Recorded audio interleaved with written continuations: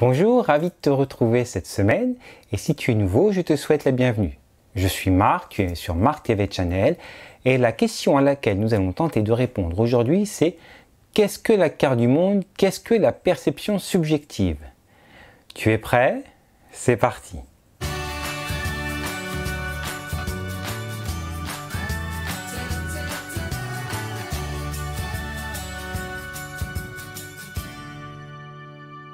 Alors, qu'est-ce que la carte du monde? Qu'est-ce que la perception subjective? C'est tout simplement la façon dont vous voyez les choses. La façon dont les gens ressentent les choses, la façon dont ils les vivent, la façon dont ils les réfléchissent, la façon dont ils les analysent. Tout ça, c'est inhérent à chaque individu, en fonction de plusieurs critères. Alors, lesquels? L'éducation, l'instruction, les différentes interactions sociales avec les copains, les copines, avec les collègues de travail en fonction de sa catégorie socio-professionnelle, en fonction de son âge, les films que l'on regarde, les musiques que l'on écoute, nos lectures, nos croyances, tout ce qui fait l'individu. On a beau être frère, on a beau être sœur, on a beau avoir les mêmes parents, on ressentira, on analysera, on réfléchira, on verra les choses de façon différente. C'est ça la perception subjective. Exemple, test de Rorschach. C'est-à-dire que je vais vous montrer le dessin, donc les fameuses taches d'encre, et il y aura autant de descriptions que d'individus. Puisque, en fonction du vécu de chacun, ce dessin ressemblera plus à telle chose, plus à telle chose. Voilà. Il n'y aura pas deux mêmes définitions en fonction des individus, sauf s'ils ont vraiment une carte du monde assez proche. Par conséquent, nous avons chacun notre réalité. Nous évoluons dans notre réalité. Ma réalité, dans laquelle j'évolue, n'est pas ta réalité, dans laquelle toi tu évolues. D'accord? Et c'est ce qui rend compliqué la communication. Soit la communication entre deux individus, soit la communication entre deux nations.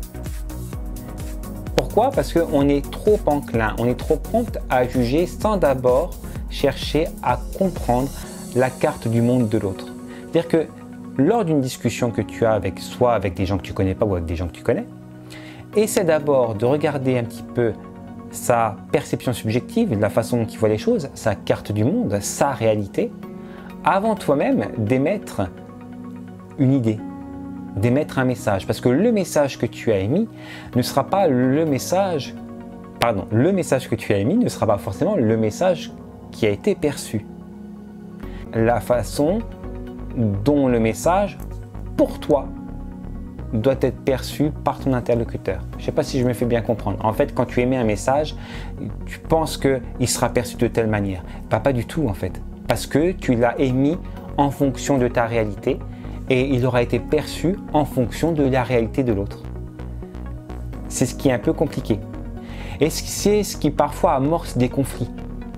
Donc, comme dans ma vidéo sur la méditation, lorsqu'il y a amorce de conflit, accepte que les autres soient différents, accepte que la réalité de l'autre soit différente. Ne sois pas dans le jugement, sois dans l'acceptation et lâche prise. Ça évitera tous les troubles psychosomatiques liés au conflit. Donc ça peut être battement du cœur qui est plus rapide, augmentation de la tension artérielle, tout ça. Voilà. Et toi, qu'est-ce que tu as gagné? Eh ben, tu as gagné que tu as pris soin de ton mental, de ton esprit, de ton corps et de ton souffle. Voilà, donc pour toi, c'est ok, tout va bien. Parce que tu as été dans une démarche de compréhension de la réalité de l'autre. Et puis, il n'est pas dit que lorsque tu émets un message, il faille l'imposer. Mais un message, une idée, je converse avec les autres, c'est pas pour autant que j'impose ce que je dis. Non, je le dis, et si l'autre est d'accord, il est d'accord. S'il n'est pas d'accord, il a le droit de ne pas l'être, et lui-même va avancer son idée. Donc, vaut mieux être dans une démarche de compréhension, dans une démarche à la rigueur d'échange, plutôt que dans une démarche de j'impose ce que je dis. Dans un échange, il n'est pas forcé qu'il y en ait un qui ait raison, qu'il y en ait un qui ait tort. En revanche, comme notre carte du monde, notre réalité, notre perception est différente, on a le droit d'avoir des idées différentes. Et ce n'est pas parce qu'elles sont différentes qu'elles sont moins bien ou qu'elles sont meilleures. Donc, j'espère t'avoir aidé dans ce point particulier de la communication, qui est aussi un point de recherche en programmation neurolinguistique.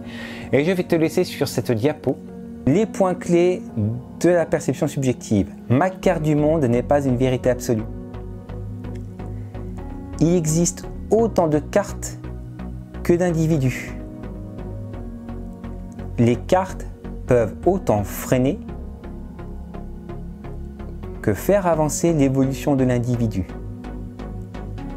Les difficultés d'interaction sociale sont la conséquence de l'interprétation de la carte de son interlocuteur. Et enfin, accueille l'autre avec bienveillance, humilité et sérénité, sans jugement, mais avec acceptation. Au revoir et à bientôt. Si vous avez aimé cette vidéo, je vous invite à liker, à vous abonner, à activer la cloche des notifications et me laisser un commentaire. Vous pouvez aussi me retrouver sur Facebook, Instagram et Twitter. En attendant, soyez heureux, soyez YOLO!